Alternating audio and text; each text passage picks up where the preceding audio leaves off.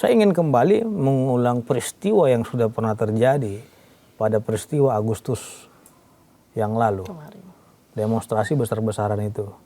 Kalau Polri tidak sigap dalam melakukan pengamanan di sana, saya kira pemerintahan Prabowo Gibran sudah tumbang.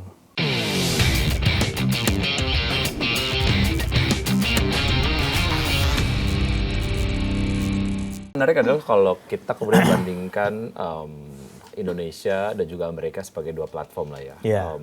Kita sering banget deh nontonin acara televisi seperti bisa Jimmy Kimmel, Jimmy Fallon itu ngeritik Donald Trump itu udah kayak sangat-sangat personal gitu. Itu kemudian menjadi satu hal yang dibandingkan oleh masyarakat dengan kondisi di Indonesia saat ini gitu. Bisa se-harsh itu ternyata mengkritik pemerintahan lah ya, dan ya memang dijawabnya juga dengan apa ya, dengan diplomatis, kemudian juga tidak kemudian akhirnya serta-merta membawa ke ranah hukum, sehingga kesimpulannya adalah pejabat di Indonesia ataupun orang-orang di Indonesia mah terlalu baper. Gitu. Jadi baperan banget apa-apa dilaporin. Di Amerika aja udah segitu parah, sudah sangat menyerang personal gitu. Kalau pejabat itu memang untuk dikritik dan tidak ada pidana mengkritik pejabat. Oke. Kita mengkritik presiden itu bukan pidana. Karena putusan Mahkamah Konstitusi yang telah diputuskan kemarin itu bahwasannya kritikan terhadap pidana, pencemaran terhadap pejabat negara itu bukan suatu tindak pidana. Dan kegaduhan di media. Tapi ada statement ataupun mungkin kritikan kita ataupun ya statement yang menyerang secara personal sih sebetulnya. Gitu, dan itu ya dianggap sebagai satu dinamika demokrasi aja gitu, tapi kayaknya kok berbeda di Indonesia gitu. Ya, itulah saya bilang tadi, hukum itu digunakan untuk kepentingan apa? Apakah hukum itu digunakan untuk kepentingan ala politik, seperti pendapat daripada pandangan hukum John Austin, bahwasanya hukum itu adalah perintah penguasa. Jadi hukum itu digunakan oleh penguasa untuk mencapai tujuan dia, kan gitu. Nah, sekarang ini kan kita lihat dengan adanya putusan Mahkamah Konstitusi ini membatasi itu. Bahwasanya pejabat negara ini adalah bahan untuk dikritik, bahan untuk dicemooh. Karena kinerjanya ya memang nggak benar menurut masyarakat kan gitu. Tapi kalau memang badan publik tidak siap untuk dikritik, ya mereka kan digaji rakyat. Mereka pelayan rakyat, mereka siap nggak siap harus terima. Artinya itu. dia menjadi justifikasi dari publik sendiri untuk memiliki ruang, dan ruangnya juga terbuka luas kok gitu ya untuk memberikan kritik ya tajam dan pedas banget ya bisa silakan. Asalkan batasannya itu ya tidak fitnah, tidak memanipulasi data, tidak hoax, ya kan? Hoax. Nah, dan menyebarkan berita-berita bohong. Nah, kalau memang kritik ini ya saya kira bagus. Tapi kalau memang sifatnya itu menyebarkan berita bohong, buat narasi yang nggak benar kan gitu. Nah, ini menjadi persoalan. Tapi kalau kinerjanya yang kritik itu bukan perbuatan pidana. Karena di dalam MOU, Memorandum of Understanding antara Kapolri, ya Komdiji dan Kejaksaan Agung, di situ dijelaskan bahwasannya kritikan itu bukanlah tindak pidana. Dan polisi nggak boleh menerima laporan polisi terkait dengan kritikan. Nah, makanya kita lihat terkait dengan kasus Haris Azhar kemarin yang memang dilaporkan oleh LBP, ya kita lihat tidak ada penahanan terhadap mereka. Karena itu dianggap salah satu memang serangkaian yang mengkritik pejabat gitu loh. Jadi nggak bisa juga untuk ditahan orang, kita paksakan. Indikatornya jelas ya. Iya, indikatornya jelas. Jadi kalau memang ada pejabat, coba kalau ada pejabat yang memang dikritik dia tidak terima, saya sarankan Pak Prabowo untuk mencopot itu. Karena pejabat itu ya memang pelayan rakyat dan mereka harus siap dikritik karena mereka digaji oleh masyarakat. Nah, sekarang kan terbalik.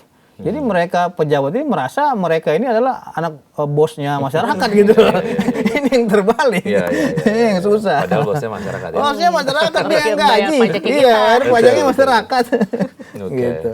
Baik, itu aja sih sebetulnya batasan-batasan. Oke, terakhir deh, ini satu pertanyaan yang saya ingin sampaikan ke Bang Fitra sendiri. Soal ya harapan lah ya ujung-ujungnya lah ya terhadap berbagai macam stakeholders lah ya di universe sosial media ataupun dunia digital yang ada di Indonesia gitu, dalam memberikan konten, menyikapi dan lain sebagainya. Apa? Mungkin juga pelajaran terbesar yang kita bisa ambil dari kasusnya Bang Fitra kemarin nih juga baik buat masyarakat, pemerintah juga ataupun juga aparat penegak hukumnya gimana nih Bang? Saya hanya menginginkan agar Polri ini dikuatkan posisinya, ya, karena bagaimanapun ceritanya polisi ini tugasnya sebagai Kamtibnas, menjaga keamanan dan ketertiban masyarakat. Jatuhnya negara itu karena lemahnya kepolisian. Makanya munculnya aksi demonstrasi anarkis, ya, kudeta dan lain-lainnya, karena memang lemahnya keamanannya gitu loh. Nah, dengan adanya reformasi Polri ini kita lihat reformasi ini memang benar-benar reformasi dari segi kultur, ya, dari segi struktural dan lainnya, bukan reformasi untuk politik. Karena Polri ini sudah pernah direformasi, ya, sejak pemisahan antara TNI Polri, ya, yang itu merupakan suatu kultur yang militeristik menjadi sipil. Nah, kalau memang Polri ini mau dilemahkan dengan cara-cara, ya kita tidak tahu dalam dunia politik ini apakah memang melalui reformasi kah atau hal lainnya, sehingga membuka celah untuk orang-orang melakukan perbuatan-perbuatan yang ingin membuat ketentraman terganggu, ya, stabilitas keamanan kita terganggu. Nah, disitulah munculnya suatu trigger yang memang membuat kehidupan berbangsa dan bertanah air kita tidak aman. Nah, makanya saya bilang untuk kita ini kan bukan hanya melihat oh dia dilaporin siapa, tapi kita harus melihat secara keseluruhan, secara menyeluruh. Karena apa? Karena undang-undang itu mengatur seluruh rakyat Indonesia, bukan hanya pejabatnya saja, tapi rakyatnya. Karena kita ketahui undang-undang itu dibentuk untuk rakyat, sehingga muncul istilah Vox Populi Vox Dei, suara rakyat adalah suara Tuhan.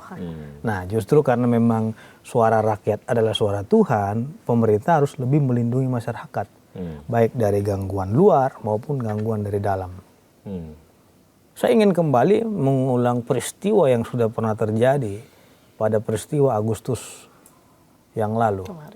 Demonstrasi besar-besaran itu. Kalau Polri tidak sigap dalam melakukan pengamanan di sana, saya kira pemerintahan Prabowo Gibran sudah tumbang. Karena urgensi daripada demonstrasi itu saya lihat tuntutannya itu turunkan pemerintahan Prabowo Gibran. Nah, tapi sekarang kita lihat Polri yang disalahkan karena insiden yang Muhammad Afan. Gitu loh. Ini adalah suatu politik menurut saya yang memang sangat janggal untuk diperdebatkan, karena ketika mereka mengamankan terus mereka yang dikambing hitamkan kan gitu.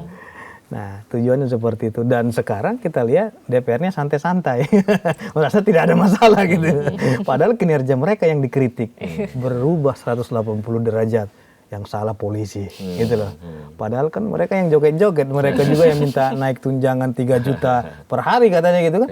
Tapi kenapa itu langsung hilang? Maka ini sungguh ajaib. Kasus korupsi hilang, ya kan? Kasus kritikan tiba-tiba hilang.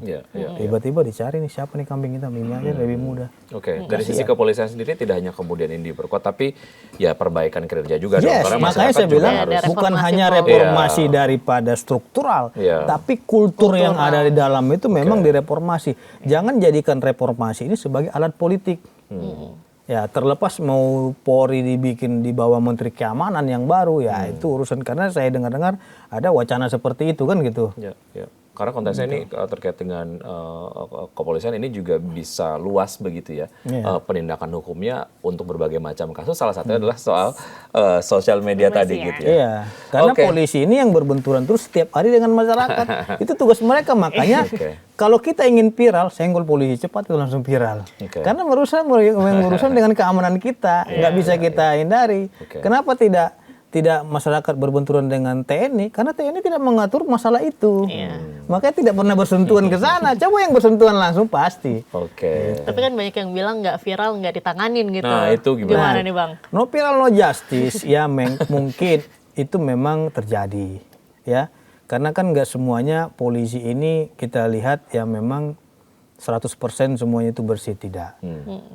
Kan semua orang itu kan contohnya di rumah kita saja. Pasti ada yang bengal di situ satu kan, ada yang memang anak mama, ada yang memang rajin, nggak semuanya mayoritas. Makanya saya bilang setiap orang itu kan berbeda kejiwaannya, mungkin dia ada yang memang benar-benar baik, benar-benar ini.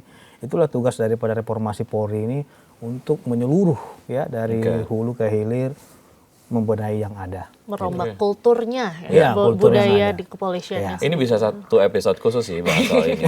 Tapi kemudian mudah-mudahan perbincangan kali ini bisa membuat terang lah ya masyarakat Bikin terkait terang. dengan perkembangan dari kasus ini, pembelajaran untuk berbagai macam pihak lah. Khususnya tadi yang soal pencemaran nama baik, ya, kemudian juga yang mengarah ke fitnah gitu ya. Seru sekali Iya. Mas Vicky hari ini Tapi berbincang. ya waktunya terbatas, thank you ya. Oke. Bang Fitra Terima sudah kasih banyak join Bang di Fitra Bikin Terima Terang. sudah kasih, join di Bikin Diandra. Terang hari ini. Nanti ngobrol-ngobrol lagi di Bikin Terang. Thank you. Sampai ketemu di episode berikutnya ya. Ya, bye-bye. Bye.